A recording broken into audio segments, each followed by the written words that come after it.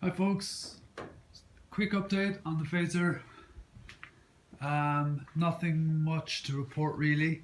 Gone to an extensive process of sanding, and rubbing and filing and dremeling and just using various combinations of abrasives.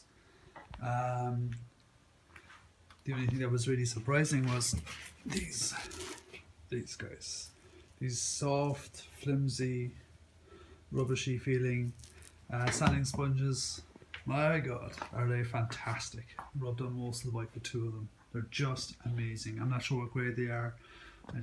My experience told me that it was kind of the right grade, so I gave it a bit of a try in a discrete area.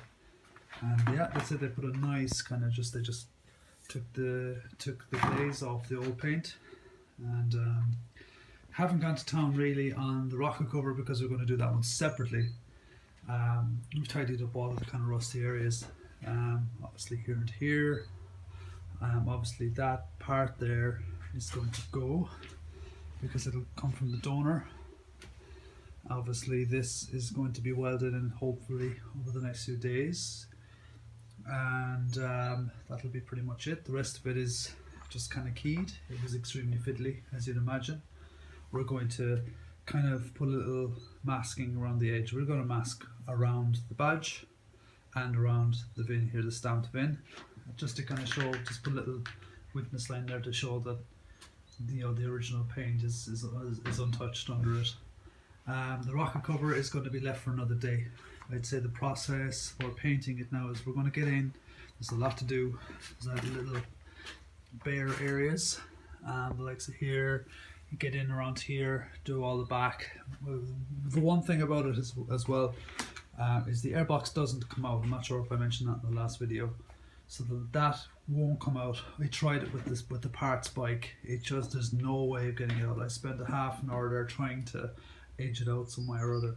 So I think we're just going to bag it off and just kind of just gently pull it up and out of the way as required, and just kind of the product that we're going to use to paint the frame is something that I can recommend entirely, which is a Hammerite smooth black aerosol. It's something that I've used for frames. I initially started using it just kind of temporarily. I think thinking, oh, it's gate paint, it's not automotive, oh, it's a hack job, and I used to kind of do temporary jobs with it. And like there are parts of my own bike that are like 5 years later, the paint is still holding up perfectly.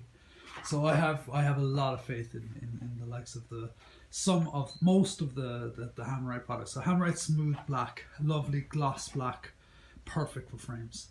So I think it'll be the game plan from here will be just kind of get in and all the kind of like mask off what needs to be masked, and simply just kind of start doing little spot finishing to cover over the bare paint. Remember, don't give in to the temptation as well to use etch primers and things like that with Hammerite and similar products.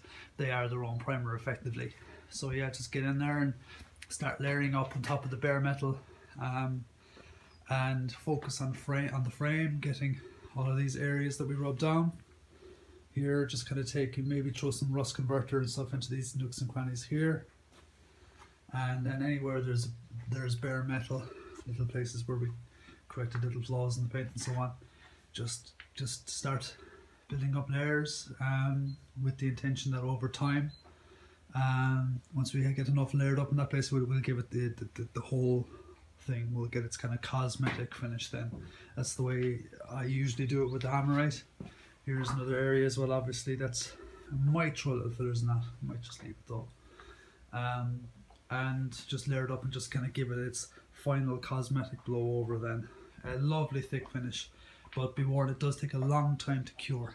I think that whenever it is, hopefully this week, that we get all of the bare metal covered up, I do think I'd like to give it at least a full week. Even with the weather, even with the temperature coming up, I think I'd like to give it the full week at least to cure. It definitely cures over like literally weeks. It takes weeks and weeks to cure. Now it's still hard after the first week, but it continues like literally months later. You find it gets very, very hard even after months. So I think that's the kind of game plan. Focus on the frame, spot painting, followed by a cosmetic blow over the whole frame, and then leave it, and then it'll be coming back to the engine. We have some products, so again it'll be masking off the frame once that's kind of fully cured and dried and cured, and then just try to get in, maybe mask off the airbox again a different way, pull the airbox a different way, and then try to get in and paint the engine kind of as its own entity. In the meantime, we'll be turning our attention back to the other parts. There's lots to do there. You know, there's I'll show you the board there now in a minute and talk you through what's on the board. Lots of parts there for blasting. There's cooling stuff, electrical stuff, and a lot of the body work is there now to start being cleaned up and so on. But coming to the board will tell us everything we need to know. There's some starting here at the end. There's some research we got to do. Maybe get some materials and parts in order for that. A few miscellaneous workshop tools that we need, sanders, some things relating to the painting we'll be doing. Just a list of parts that we can't do in-house, wheels and tyres. We're going to do some swap wheels and tyres to get the bike back to a rolling shell, a rolling frame. So there's a few things we'll have to try to put out. There's get the tank sorted somehow, get some blasting done, mainly of the lower parts down there. Take lists of items for plating. We've never really plated things like we want to kind of, there's a few brackets and the fasteners and bits and pieces that we want to kind of learn. It'll be our first time out doing that, and as you look, I am looking forward to that. So there's a list to take of all the bolts and brackets and bits and pieces we'd like to do there. So there's a list of parts that I have so far. Headstock bearings are on the way because they're frame related. The brakes are going to wait for another while. Seat cover, I found a seat cover for £17 plus postage and packaging from the UK. A horn, I need to get it. I'll probably just get a generic horn. There's some seals, the gaskets. I've ordered the engine gaskets kind of for painting purposes, to be pulling covers off and putting them back on. So those engine gaskets are on the way. Fork seals, another thing I picked up cheap on eBay. Managed to get for about €35. I think we managed to get graphics kits, including some. It's a full kit of graphics. Valves, it's just the usual incidentals, disc bolts as well. We've taken those discs off and we didn't need to replace those. I am looking for a chain link, because the chain that came on the bike is actually perfect. There isn't a single tight spot in it. It's absolutely brilliant, so I'm going to try to get a link rather than kind of throwing away good parts. When I can see if I can get a link. It is an old series of chain as well. It is a DID chain with 50 VA written on it, so I'm going to see if I can reinstate that as well. List of the general materials and paints we're going to use here as well. The Hammerite, engine glasses. We're going to use Simonized products, PJ1 products, Hammerite products, and that's before we turn our attention to getting the paint, the body paint materials. So again, regarding jobs, things that we're going to be getting on with in the meantime. So just going through the suspension, going through the brakes and so on, doing some work on the body work above there. There's lots of work to do to see if we can attend to the forks that we have. Hopefully with the intention of getting the bike rolling again soon.